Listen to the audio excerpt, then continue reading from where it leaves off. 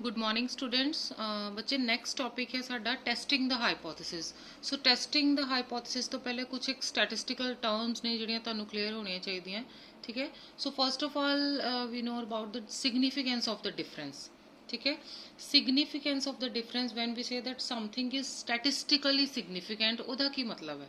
So let us take an example। suppose ਆਪਾਂ ਇੱਕ example ਲੈਣੇ ਆ। suppose you have administered a 12 year test of reasoning ability तुसी administer किया 12 year old boys ते 12 year old girls ते। Okay, then तुसी कंप्यूट किया दोनों ग्रुप्स का मीन। ठीक है, बॉयज़ ते गर्ल का जो मीन कंप्यूट किया and you find a large difference between them. ठीक है, दोनों लार्ज डिफरेंस जोड़ा है in favour of girls would offer strong evidence. जो large difference in favour of girls आएगा वो तो तुहाडे को एक स्ट्रॉन्ग एविडेंस मिल जाएगा कि गर्ल्स जड़ियाँ ने 12 ईयर्स दियाँ वो ज़्यादा बैटर ने बॉयज़ तो रीजनिंग एबिलिटी टेस्ट के विच। ठीक है, इतों तक समझ लग गया कि तुसी सिंपली टेस्ट एडमिनिस्टर किया रीजनिंग एबिलिटी का 12 ईयर ओल्ड बॉयज़ ते गर्ल्स का ग्रुप सी तुहाडे को, दोनों ग्रुप्स का मीन कंप्यूट किया तुसी। ठीक है, दैन जो large difference in favour of girls आया वो तो तुम देख रहे हो कि जो गर्ल्स जड़ियाँ ने उन्होंने जो मीन स्कोर जो ज़्यादा फेवर कर रहा है वो तो वो तुहाडे को एक स्ट्रॉन्ग एविडेंस मिल गया तुहानू कि गर्ल्स जड़ियाँ बैटर परफॉर्म कर रही ने। ठीक है, दैन तुसी देखना है कि जो डिफरेंस बिटवीन टू मीनस है कि वो तुहाडा रियल है एक्चुअल च या डिपेंडेबल है।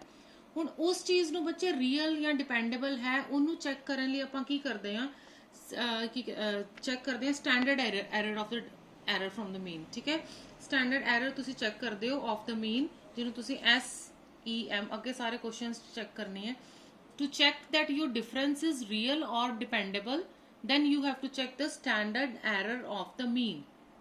ठीक है, then तुसी कोई भी डिफरेंस है बच्चे देखो statistically significant is the likelihood that a result or relationship is caused by something other than chance. हुणे जिहड़ी मैं एग्जांपल तुहानूं बॉयज़ गर्ल्स की समझाई है कि तुसी टेस्ट एडमिनिस्टर किया गर्ल्स जिहड़ियां ने ज़्यादा बैटर परफॉर्म कर रही ने।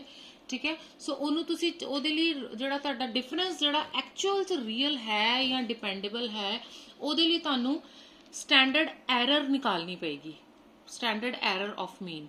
सो जो तुहाडा स्टैटिस्टिकली सिग्निफिकेंट कोई भी डिफरेंस नूं आपां कदों कहांगे जदों वो डिफरेंस अदर दैन चांस किसी जिहड़ा रिजल्ट आ रहा साडे को रिलेशनशिप जिहड़ा is caused by something other than chance. तुसीं ये नहीं कह सकते कि ये चीज़ बाय चांस हो रही है but actual there is a some cause behind it. ठीक है, सो समझ लगी। पहले ये गल सारियां टेक्निकल टर्म्स तुहानूं क्लीयर होनी चाहिए कि स्टैटिस्टिकल सिग्निफिकेंट किसी डिफरेंस नूं आपां कदों कहने आ बच्चे। ठीक है, सो कदों कहने आपां जदों आपां कहने कि we have a statistically significant difference it means जो भी रिलेशनशिप हैगा that is caused by something other than chance, कि ये बाय चांस ये चीज़ नहीं है, it caused by some logic some reason behind this. So तुसी गल कर नैक्सट असीं देख रहे हैं एनी मैजर कोई भी स्टैटिस्टिकल मैजर है mean median mode standard deviation about obtained from the sample is known as statistics। कोई भी तुसी मेजर ले रहे हो मीन निकाल रहे हो मीडियन निकाल रहे हो स्टैंडर्ड डेविएशन निकाल रहे हो about the sample is known as statistics. ठीक है, हुण इत्थे एक गल ध्यान देखना कि about the sample is known as statistics. ठीक है, नाउ स्टैटिस्टिक्स की है साडे को इज ए सैंपल फैक्ट। इत्थों आपां ए ऑब्जर्वेशन लई कि statistics is a sample fact which depend upon the scores of the particular sampling units। ठीक है, कुछ एक particular sampling units आप लेने हैं comprising of a sample। it is the sample value representing any trait or characteristics of the members of the sampling। सो इथों एक observation साडे को आ गई कि कोई भी मीन मीडियन स्टैंडर्ड कोई भी मेजर आपां जिहड़ा सैंपल तो लिया आ उन्होंने आपां स्टैटिस्टिक्स कह रहे हैं। ठीक है, सो साडी स्टैटिस्टिक्स की होगी इट्स अ सैंपल फैक्ट जिहड़ा डिपेंड करता है किसी एक पर्टिकुलर सैंपलिंग यूनिट्स तो आपां लिया होया डाटा। नैक्सट आ जाता parameter. Parameter is a population fact. ठीक है, उपर किता कि आपां कि स्टैटिस्टिक्स की हैगी है स्टैटिस्टिक्स साडे को सैंपल फैक्ट है। Parameter is a population fact which depend upon or is a function of the scores for all population units। ਪਿੱਛੇ ਆਪਾਂ ਸੈਂਪਲ ਯੂਨਿਟਸ ਦੀ ਗੱਲ ਕੀਤੀ ਸੀ, ਇੱਥੇ ਆਪਾਂ population units। So statistical inference helps us to estimate, statistical inference helps us to test the hypothesis, ਜੋ ਤੁਸੀਂ ਅੱਗੇ numericals ਕਰਨੇ ਸਾਰੇ ਇਸੇ basis ਤੇ ਨੇ, that the statistics based on sample is not significantly different from the population parameter।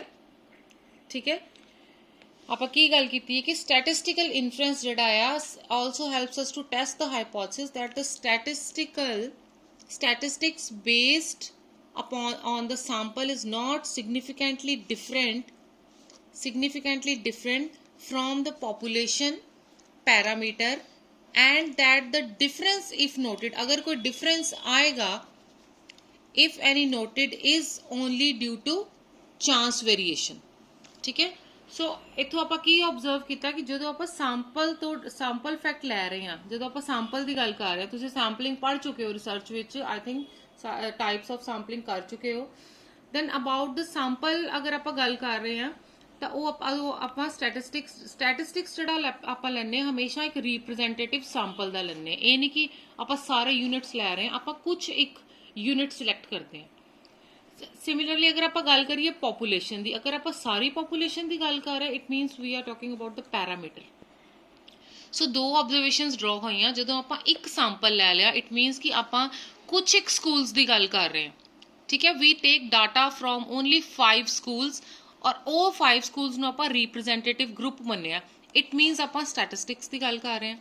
जो आप सारी ही पॉपुलेशन की गल कर रहे हैं, we include all the units, all the schools, then we are talking about the parameter। ठीक है, सो नैक्सट है बच्चे हाइपोथेसिस टेस्टिंग तो पहले ਜਿਹੜੀਆਂ ਟੈਕਨੀਕਲ ਟਰਮਸ ਨੇ ਉਹ ਤੁਹਾਨੂੰ ਕਲੀਅਰ ਹੋਣੇ ਚਾਹੀਦੀਆਂ ਨੇ। ਸੋ ਇਹ ਦੋ ਚੀਜ਼ਾਂ ਤਾਂ ਤੁਹਾਨੂੰ ਪਤਾ ਲੱਗ ਗਈਆਂ। ਜਦੋਂ ਆਪਾਂ ਸੈਂਪਲ ਲਿਆ, it means we are talking about statistics. ਜਦੋਂ ਪੋਪੂਲੇਸ਼ਨ ਦੀ ਗੱਲ ਕੀਤੀ, we are talking about parameter. ਔਰ ਸਿਗਨੀਫੀਕੈਂਟ ਡਿਫਰੈਂਸ ਜਿਹੜਾ ਆ ਉਹਦੇ ਲਈ ਆਪਾਂ ਕੀ ਚੈੱਕ ਕਰਨੀ ਹੈ ਕਿ ਸੈਂਪਲ ਐਕਚੁਅਲ 'ਚ ਡਿਫਰੈਂਸ ਸਿਗਨੀਫੀਕੈਂਟ ਹੈ ਕਿ ਨਹੀਂ, ਉਹਦੇ ਲਈ ਆਪਾਂ standard error of mean check करनी है। सो नैक्सट साडे को आ गया स्टैंडर्ड एरर ऑफ मीन, जिन्हों तुसी SEM भी कहते हो। सो स्टैंडर्ड एरर की हैगी है बच्चे? Standard error, let's take an example मैं तुहानूं पहले समझानी है। सपोज तुसी कोई 200 मीन स्कोर कैलकुलेट किया 200 बॉयज़ का of A 10th grade school है, किसी भी स्टेट का लै लो, 40 है। ठीक है, 200 बॉयज़ लाए तुसी 10th क्लास के, एक सैंपल की गल कर रही है मैं इत्थे, वो तुहाडे को आया 40। ठीक है, सो 40 तुहाडे को मीन की हैगा सिर्फ एक सैंपल का। 40 is the mean of one sample. एक सैंपल की गल कीती जिहदे विच 200 बॉयज़ लाए सीगे। ठीक है, सपोज पंजाब के किसी भी स्कूल के तुसी 10th क्लास के 200 बच्चों का बॉयज़ का सैंपल लिया, तुहाडे को मीन आ गया 40। ठीक है, सिमिलरली तुसी रैंडमली चूज कर ले 100 सैंपल्स।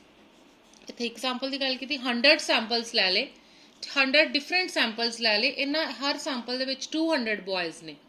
ठीक है, पॉपुलेशन सेम ही है और हर एक दा तुसी मीन कंप्यूट किया। ठीक है, सो 200 बहुत लंबी हो गई, स्टॉप कर।